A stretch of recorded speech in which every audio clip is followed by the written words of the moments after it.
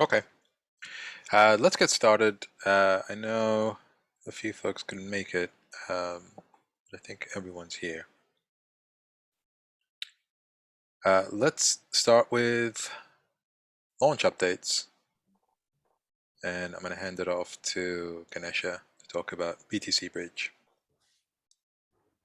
Yeah, we did the Vault program last week and also training. Most of them, I think Daniel can give an update on that. Most of them are on board. We are preparing for the next week launch, early next week. And I added some final few steps remaining to do this week, especially upgrading the contracts with changes, final audit review completion, and then getting all the walls partners, everyone ready to go live next week. I think they're good to go. Okay. So next week launch. Anyone is watching? I know lots of people are eager, so next week's the date. Daniel, did you have an update on? Do you want to just talk about the vaults a little bit? For the vaults, I don't have too much of an update. I know that we have on, I'd have to double check, so I'm sorry, I'm not too prepared on that topic, but I know that we have onboarded some additional vaults since our last live session, which went very well. And thank you, Ganesha, for leading that. We have a few more who are interested and registering their vaults this week. We also have a new, excuse me, a new Discord channel specifically for vault runners. So if you're in the Harmony Discord, or if you're not, join it. And check that out, because that's where we're answering some questions, technical questions, offering tips, taking suggestions, and so on. Great. Thanks, Daniel. Yeah. Just to add, I think early next week we'll kind of finalize the walls that will be available at the time of the launch. So it's important for all the participants, vault participants, to kind of get their setup running by next Monday. We'll announce this this week and answer any blockers and questions in the Vault Discord group, and try to get everyone up and running. Great. Ganesha, any other updates on your end from the other bridges, Ethereum and Cosmos? Not really. Okay. But we're making progress there. Okay, great. Any other product updates? RJ, do you want to just briefly talk about the Metamask staking? Sure. So for the staking pre-compiled Metamask staking, last week we decided to basically move the launch date to February 11th due to the Chinese New Year holiday, and lots of the major partners, also exchanges, are not able to upgrade their nodes during this week. So you don't want to cause any network instability. So we decided to move the launch date further. But for the Metamask staking, definitely we are ready for launch. All the tests has passed, and it's been in testnet for, I think, for almost a week. So it's ready to launch, and we're gonna roll out the new binary starting from today, so that all the validator and other node runners can update their binary before February 11th.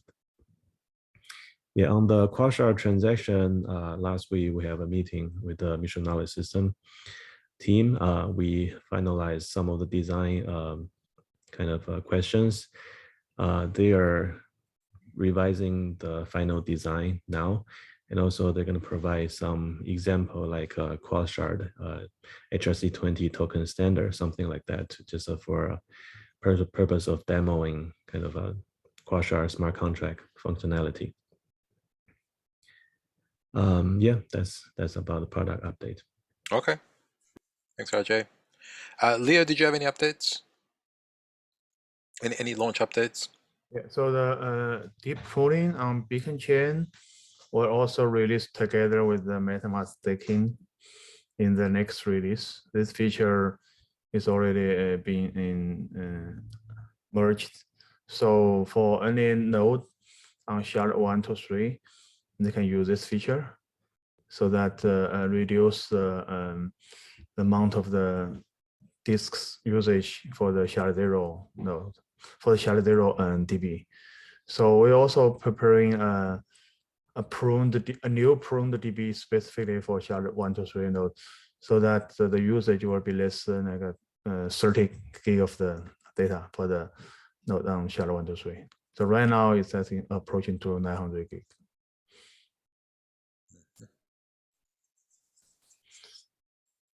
And so yeah, for the RPC implementation last week, actually, we had a meeting with Jenya and Jack and RJ.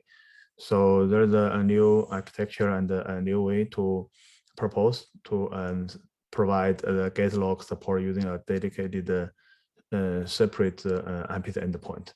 So I think Jenya is still working on a prototype on this, but the direction looks very promising, and because that's where you will learn from the Infura's architecture. And also for the, it's not listed here for the Rosetta integration, and we're making additional progress, fix a couple of issues on the implementation and also on our data. So we're approaching 14 million blocks right now because we have like a 22 million block. So that's the way we're making progress for the Rosetta integration test. Right. Thanks, Leo. Yeah. Any other product updates? Any launch updates by anyone? The fixed income, we're finishing the UI. We're also going for next week launch. So yeah, the back end is done. I'm working with Francisco on the front end, and we're really coding as hell this week. So the front end looks fine. We're trying to make it friendly. Is this going to be part of one wallet, or is this a standalone? It will be part of one wallet, but for next week launch, we decided to go first only standalone. Okay, great. Yeah. Exciting. Very cool. Did you have you updated the dates here? Yes, sir. It's updated. Okay. Yeah. Fantastic. Great. If there are no more launch updates, we can shift gears. Leo, I know you mentioned a little bit about RPC work. Any other network related updates? No, because as I mentioned, it's a Chinese New Year this week. We don't want to do any major upgrade for the network. Got it. So there'll be just tests and whatnot throughout the week. Well, meanwhile, there are some RPC related stability work that has been in progress throughout the week. So right now we have about 8 different data centers that host our RPC network. So there's a significant addition to what we had before.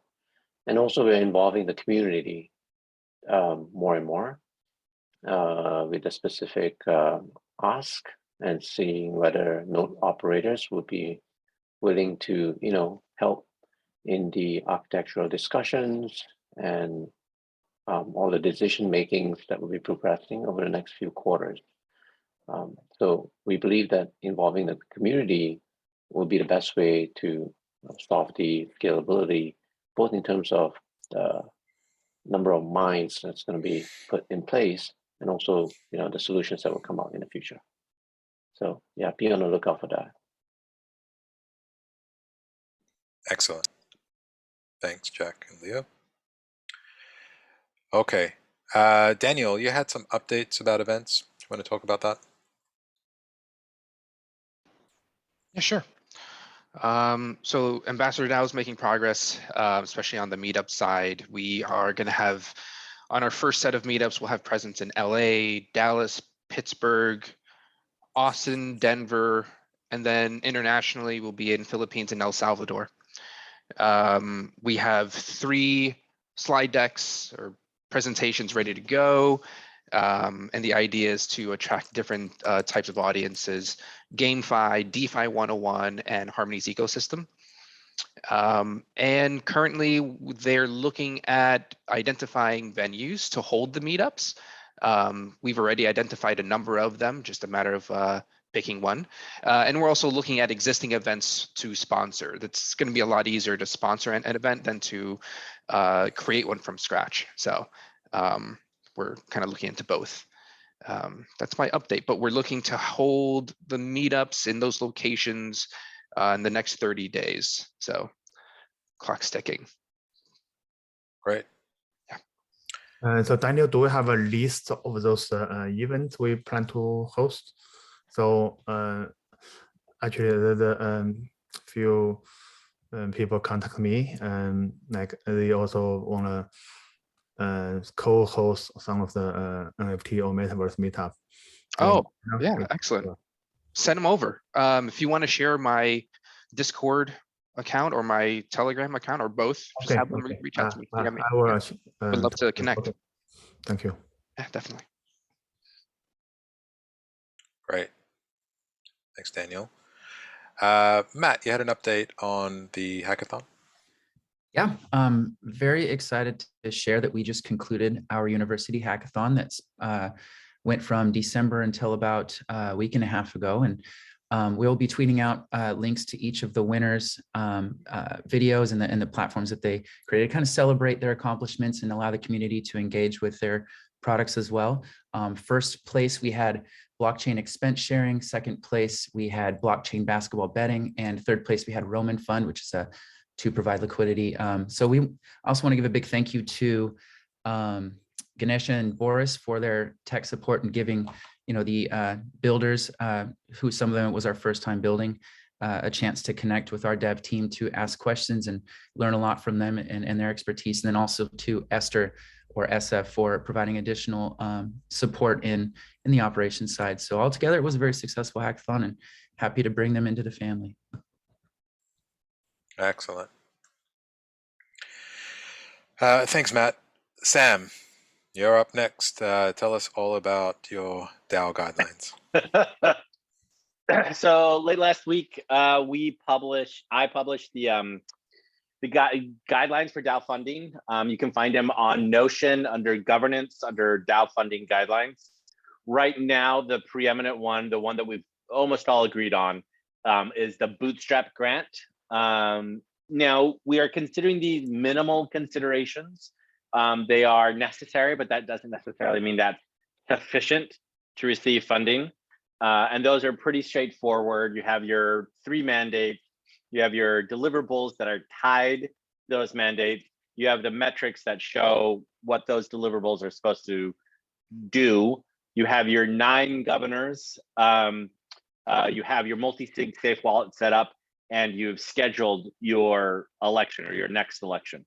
2 points that we all know on the call, but I just want to make sure for anyone listening, when you look at being a governor, understand that it's not a full-time job. It's not even a half-time job. Honestly, this is about the fact that you're passionate about this thing and you want to be involved, and that's why you want to become a governor. Finally, there's a piece here that I'm thinking about adding, kind of a 7th step. It's just in discussion. I don't know if it'll happen, but the idea is that we should have some sort of mechanism to show that the community is behind the DAO. So whether or not that's a snapshot vote or a threshold of approvals on talk.harmony.one in a form of like a poll of some sort, we're going to work something out there. But we definitely should have something there that says that, hey, the community says that this particular DAO is a good idea. The other thing I'll mention, once the Bootstrap Grant is kind of assigned and provided, one of the things that the DAOs really need to do is find that path to self-sustainability. We really have to make sure that we are not consistently relying on Harmony Foundation to provide grant after grant after grant. We need to move this to self-sustainability. And there are a variety of different ways that that can be accomplished. But the thing is, it's the DAOs that can decide what they're doing. So those are published. There's still some additional things that we have under consideration, mainly about, okay, how do you get the next stage grant? What are the requirements around reporting and accounting? And all that stuff is exceptionally important. And also, what do you publish as far as operational plans going forward? So I recommend everybody on the team and also everyone watching, go to our Notion page, go to the governance section, and under that, that's Dow Funding guidelines. Any quick questions on the Dow Funding guidelines? I think that covers the Dow stuff, Give. Okay, great. And while you've got the microphone, Sam, do you want to chat about ETH Denver as well? Yeah, so you guys, ETH Denver is happening next week. So I climb on a plane, I think it's next Tuesday, to fly out there and make sure everything's finalized. By the end of this week, everybody should receive just a really short overview of the schedule of what events are happening where and where we'll need you at certain times. Because I want to make sure that our Harmony Hub, which is located at the historic Colorado Center across the street from the Art Hotel, is always staffed with somebody who can answer two of these questions. Number one, how do I build this thing? So we need somebody who has some technical expertise to be able to do a little bit of open office hours. But also number two, hey, how do I get funding for this thing? So I want to have somebody there constantly to be able to answer questions around grants and around, hey, this is cool. So you will get a schedule this week about all of our parties, all events, all the side events that are happening. Abraham has been doing a fantastic job of getting us signed up for tickets. And so we'll also have all of those that you'll need for any side events. Adrian has been doing an amazing job organizing all the parties and the events and the festivals, as well as the swag and all that amazing stuff. So be very, very excited because this will be really cool. If you have any questions now, well, this week is the time to ask them. So please reach out to the events team. That's myself, that's Adrian, that's, oh my gosh, Nora, that's Essa, that's Matt, that's so many people are part of this. It's a really big team effort. So please reach out and we will answer your questions and get you sorted so that when you arrive in Denver, you focus entirely on achieving Project X, having a great time, and talking and enjoying the community that is Web3. That's super, super vital. Lee, is there anything else you wanted to add about ETH Denver? Does anyone have any questions about ETH Denver or not sure what's going to happen, what they need to do?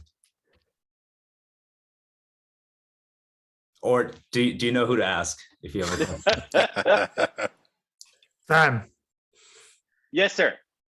We know Sam. Sam's the go-to guy. Sam or Essa? Yeah. Sam, Essa, and Matt, we're kind of covering all the bases. So. Well, speaking of Project X, Lee, do you want to give a quick update on that? Yeah, so it looks like there are 7 teams that have been formed. I believe I've DM'd almost everybody or pull you into a group. If not, if you're going to Denver and I haven't messaged you, let me know. But yeah, this will be really good. I think there's a lot of questions about how to do this. Obviously, we also invited some of the TGI community and actually not a lot of people have taken us up on it. So Giv and I were actually talking about over the weekend, like how should we like clearly explain what we're doing?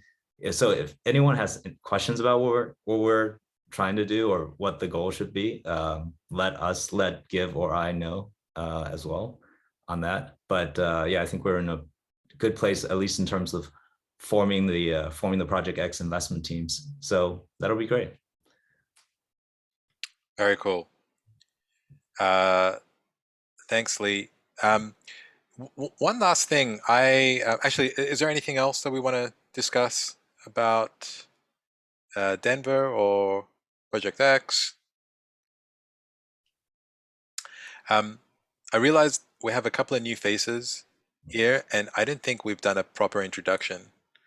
So I apologize. We got Danny and we have Devin. I can't remember if we introduced Devin officially or not. Sam, if you could introduce Devin, and Adrian, if you could introduce Danny, that would be awesome. Yeah. So Devin, who on my screen is sitting there below Leo, next to Adrian and Danny and Daniel, and above Peter. I don't know if that's the same for anybody else. He lives in Breckenridge, Colorado, and he will be playing host to us there while we're there. And that's it. No. He is actually, I encountered Devin for the first time a couple of months ago.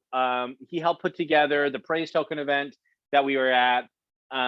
But here's a situation which I really, really appreciated, Devin. We were planning NFT NYC, and we were trying to replicate what we did at MCOM. We were trying to have this breakfast that would happen right there next to the venue, and it was going to be really great because it gave everybody this opportunity to come together at the morning and start their day. And I wasn't able to find the right venue, and the people that we were partnering with weren't finding the right venue. And it was about a week before the event, and we didn't have something. And so I was talking to Devin. I was like, I think we just have to cancel the breakfast period and move on and start fishing. And Devin literally said this to me. He's like, hang on, give me 1 hour. I'll call you back. And in 1 hour, Devin went out and found a venue, negotiated the price, got me set up with the manager of the restaurant, and had everything ready to go. So he came back within 1 hour and said, I got it solved. I didn't ask him to do that. He wasn't part of the Harmony team, but it was that sort of enthusiasm, go out there and get it done, that I immediately was like, okay, I want to bring this guy on. So now he is part of our DevOps team. Devin is leading the charge when it comes to Dow tooling and bringing on the various different frameworks and tools that we need, a little bit in a business development role, which is excellent.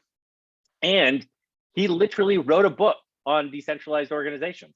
So you can check it out at amazon.com/Devin is awesome. Right? That's the URL? Yeah, you just spot on. So anyway, that's Devin. All right. Appreciate Thanks. it, Welcome. thank you. Welcome, Devin. Adrian, tell us all about Danny. We can't hear you.